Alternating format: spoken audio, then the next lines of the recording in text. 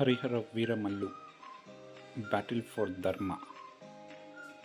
Hi friends, so అందరూ వెళ్ళి హరిహర వీరమల్లు చూడండి.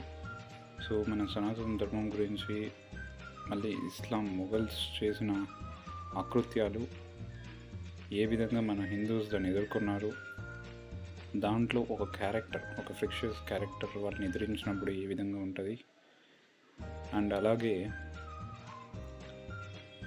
ఆ టైమ్స్లో అంటే ఎప్పుడైతే హరిహర వీరమల్లు కదా, సో హరిహర రాయలు, బుక్కరాయలు అని ఎవరైతే విజయనగర సామ్రాజ్యాన్ని స్థాపించారో, సో ఆ ఎరాలోకి తీసుకెళ్ళి, సో అందులో ఒక ఫిక్షిషియస్ క్యారెక్టర్ వాళ్ళు తిరగబడితే అది ఎలా ఉంటుంది అనేది స్టోరీ అనమాట.